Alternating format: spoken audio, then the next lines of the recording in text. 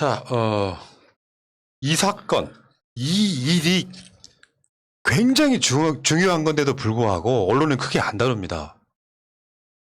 조국 장관의 오촌족과 조범동이 징역 4년이 확정됐고요. 와, 내가 이거 보고 드디어 조국 장관네는 윤석열이 했던 그 사건 자체를 벗어났네라는 네. 어마어마한 사건이 대법원에서 확정이 된 거예요. 말인즉 검찰이 윤석열이 조국 장관네 수사를 할 때는 그 시작점이었다고. 조국이 민정수석으로 있으면서 그 지위와 권력을 이용해서 사모펀드의 뇌물이네 뭐 해가지고 어마어마하게 돈을 지금 대선용으로까지 뭐 그 이야기는 윤석열이 했다고는 안 하는데 네. 그렇게 해서 그 비리가 잇따라 시작된 게 조국 장관네 수사입니다. 근데 나중에 뭐 우리가 익성 이야기도 하고 막 그렇지만 결론적으로 봤을 때 이게 대여냐 아니면 투자냐 뭐 이런 논란들이 있긴 했지만 법적인 용어로 복잡하게 털면 안 돼요. 간단히 말하면 조국 장관네는 오촌 조카인 조범동한테 쉽게 표현하면 사기당한 거예요. 그렇죠. 처음 시작할 때, 그러니까 조국 장관이 이 민정수석으로 임명되면서 기존의 주식을 정리해서, 그러니까 사모펀드에 넣었잖아요.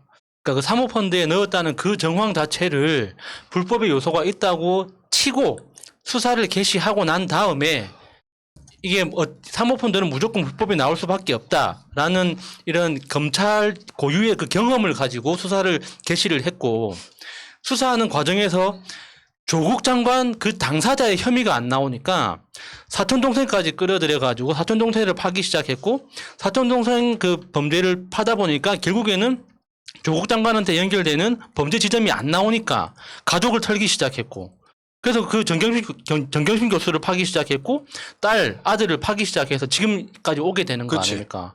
그러니까 그 시작됐던 최초의 그 범죄 혐의에 대해서 조국 장관은 아무런 혐의가 없다라는 게 대법원에서 확정이 난 거죠. 이거는 언론이 제대로 살아있다면 윤석열의 수사는 틀렸다. 이런 헤드라인이 나와야 되고요.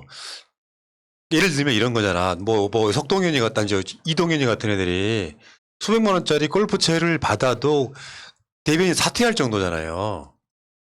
이런 상황에 조국 장관한테 수천억, 뭐 수백억을 혐의를 두고 시작했던 수사가 완전히 대법원에서 관계없음. 좀 더 정확히 말하면 결과적으로 봤을 때 조범동한테 조국 정경심 부부가 사기당한 사건. 네. 그러면 이 사건은 언론이 윤석열의 수사 출발점은 틀렸다. 그러면서 윤석열의 지금 대선 주자 지위까지도 위협받아야 되는 어마어마한 판결이 나온 거예요. 그런데 그 이야기를 안 써요. 그러니까 기자들이 윤석열한테 물어봐야죠. 이 대법원 판결이 최종적으로 나왔는데 이거에 대해서 한 말씀 해달라라는 이 정도 질문은 누구라도 해야죠. 그러니까 왜 안 하냐고. 왜 아무도 못해.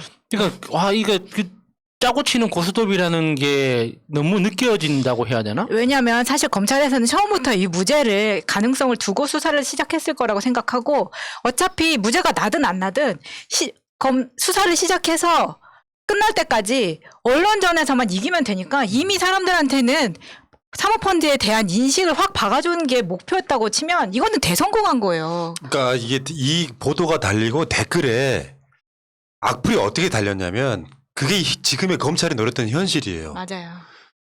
얘들 가족 전체가 범죄 집단이구만. 예. 이렇게 나오는 거예요. 사기꾼 가족. 그 구조를 지금 우리가 말하는 구조를 이 법원에서도 지금 판결문에 그런 이야기를 했었잖아요. 권력형 범행이라는 증거가 없다 이거. 그러니까 증거가 없기 때문에 무죄가 아니라 아무리 그렇게 뒤졌어도 조국이 민정수석이란 직위를 이용해서 뭔가 이게 막 펀드를 조작하고 그걸로 돈을 벌어들였다는 증거를 찾지 못한 건 없었던 거예요.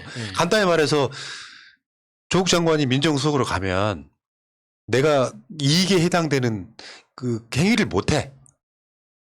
그래서 갖고 있던 그 돈을 조범동이 불려줄게라고 쉽게 표현해서 빌려갔는데 결론적으로 말해서 거기에 권력이 개입해서 그거를 억지로 뭔가 만드는 과정이 전혀 발견되지 않은 겁니다. 간단히 말하면 이게 지금 조국 장관 투자해가지고 지금 본전도 못 건진 거 아닙니까? 네. 그냥 사기당한 사건이에요. 이런 사기 사건은 우리 일상에 굉장히 많이 일어나는 사건입니다. 오촌 조카가 연락이 와가지고 돈 좀 이렇게 투자하시면 내가 물려드리겠다 하고 지금 완전히 털어버린 사건이란 말이에요. 그러면 이게 조국 장관의 수사의 시작점이었다고 하면 이건 윤석열은 사과를 해야 되는 사건이에요. 거기다가 최소한. 실제 그 주식 업계에 있는 사람들은 이 사건을 그러니까는 조범동 씨가 꼬리 잘린 거다라고 보는 사람도 많아요. 그러니까 실제로 이 그 펀드의 주인은 익성이라고 지금 많이 알려졌잖아요. 그러면은 실제로 이제 조범동 씨는 일종의 바지 사장 역할을 했던 건데 그 바지 사장 역할을 했던 조범동 씨하고 그 익성의 원 주인하고 그 가운데 누군가 매개하는 사람이 있었을 거 아닙니까? 거기에 그러니까 전관 변호사가 안 낄 수가 없다라고 이야기하는 게 주식에서 오래 활동하는 사람들의 이야기입니다. 그러니까 어느 선에서 조범동 씨 선에서 꼬리를 잘라내지 않으면 그 전관 변호사를 기점으로 하는 그 검찰 조직까지 노출될 수밖에 없기 때문에 결국에는 조범동 씨가 꼬리 잘린 과정에서 그러니까 덩달아서 이제 조국 장관이 피해를 입었던 거죠. 그러니까 이게 그 업계에 있는 사람들은 그렇게 보는 사람들도 굉장히 많은데 결국에는 피해자는 조국 장관인 거죠. 궁극적인 피해자는 조범동 씨야. 그러니까 꼬리 잘리기를 당했다고 하더라도 당사자가 잘못한 게 있으니까 법적으로 잘못한 것도 있고 횡령한 것도 확실히 그 사실로 드러났으니까 그만큼 처벌을 받는 건 어쩔 수가 없는 건데 아무 잘못도 없는 조국 장관하고 정경심 교수가 이렇게까지 고초를 당하고 있는 건 이건 뭐라고 표현해야 될지 모르겠어요. 그러니까 진짜 다시 말씀드리지만 언론이 살아있다면 윤석열은 대선 주자 자격이 박탈돼야 되는 판결이 하나 나온 겁니다. 맞아요. 이거 말이 되냐고요. 진짜 말이 안 돼. 수사 시작을 예를 들어서 내가 검사야 야수를 수사를 하고 싶어요. 근데 살해 의혹이 있어요. 살인 의혹이 있다고. 근데 살인 의혹도 내가 얘가 꼴 보기 싫어 시작한 거야. 뭐 존나 봤더니 나중에 얘를 기소를 해갖고 어떤 식으로 처벌하냐면 무단횡단으로. 그 사건이에요 지금. 근데 이게 언론이 가만히 조용히 있는데 조국 장관의 페북을 한번 보겠습니다. 당사자 페북을 한번 봐야 되겠죠. 첫 번째. 대다수 언론은 정경심 공모는 무죄 확정을 헤드라인으로 빼고 보도한다. 조국 펀드는 또는 정경심 공모라고 그렇게 공격하더니 말이다. 얼마나 빡치겠습니까? 조국 장관 가족을 도륙내고 딸까지 재판장에 오게 만든 그 재판을 지금 받고 있는 당사자 입장에서 이 사건의 출발점이 결국 조카한테 사기당한 사건이라고 나온 거를 언론이 어떤 것도 해석하지 않아요. 그냥 조국 일가는 범죄 집단 이 이미지를 주고 있단 말이야. 검찰과 언론은 공범입니다. 이 나쁜 새끼들아. 두 번째. 사모펀드 관련 대부분 판결이 나왔으니 만큼 이제 조국 펀드다. 조국의 정치 자금용 펀드다. 정경심이 공범이다 등의 헛소리를 온 오프라인에서 유포하는 자에게 반드시 법적 책임을 물을 것입니다. 엄청나게 빡친 상황이죠 지금. 당해보세요. 이렇게 당해봐. 그 사람들은 아까 말한 비유를 들자면 야수는 살인자를 기억해버려요. 맞지. 실제로 지금 재판은 무단횡단으로 받고 있는데 얼마나 열받아. 지금 이 상황이란 말이죠. 그러니까 조국 장관뿐만 아니라 그 가족들이 이렇게 삶을 포기하지 않고 계속 살아가는 게 고마운 거죠. 그러니까 그 사람들이 얼마나 잔인합니까? 최근에 이제 그 민주당 소속이었던 전직 의원이 이제 극단적 선택을 했던 사건도 있었는데 억울한 상태에서 사회적으로 고립당하는 건 그거는 살인하고 똑같은 겁니다. 맞습니다. 제가 그런 조국 장관이나 그 극단적 선택을 한 국회의원하고 비할 바는 안 되지만 한 10%, 5% 비슷한 상황을 경험을 해본 적이 있는데 나도 모르게 극단적인 생각을 하게 됩니다. 그게 그 우울함, 그 극단적인 우울함을 뚫고 이렇게 다시 회복하는 게 쉬운 일은 아니거든요. 그러니까 조국 장관이나 정경심 교수 그리고 그 가족들 사회적으로 극단적인 상태의 그 고립감을 느끼고 있을 거예요. 숨만 쉬고 있는 거지. 그러니까 사실상 사회적으로 의미가 없는 존재가 됐으니까. 조국 장관의 멘탈은 그래서 대단하다고 제가 느끼는 거거든요. 예. 근데 그 얘기는 뭐 우리가 상상도 하기 싫은 것들이니까 예. 넘어가고 문제는 지금 이렇게 되면요.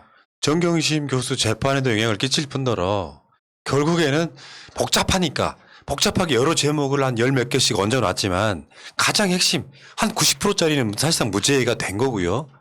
조범동 재판을 통해서 조범동하고 공범이 아닌데 권력형 비리일 수도 없을 뿐더러 그냥 피해자다라는 인정이 돼버린 거고 나머지가 이제 입시 비리, 7대 입시 비리, 표창장 위조, 인턴 했네 안 했네 이게 나머지 주로 이렇게 골격으로 남아 있는데 그것도 가장 핵심 코어라고 할 수 있는 표창장 위조 부분도 지금 사실상 무죄에 가까울 만한 증거가 나와버렸으니까 이렇게 되면 윤석열 씨는요. 내가 말씀드렸잖아요. 특검 대상이라고 아니면 공수처 수사 대상이라고. 조국 장관 가족을 무너뜨리는 데 있어서 얼마큼 검찰권을 남용했는지에 대한 난 수사 대상이라고 보는 거거든요. 그런 미친놈이 나와가지고 대선 나오겠다고 하고 있어요. 이게 미쳐버리는 거예요. 아는 사람들 입장에서는. 속이 터져버리는 거야.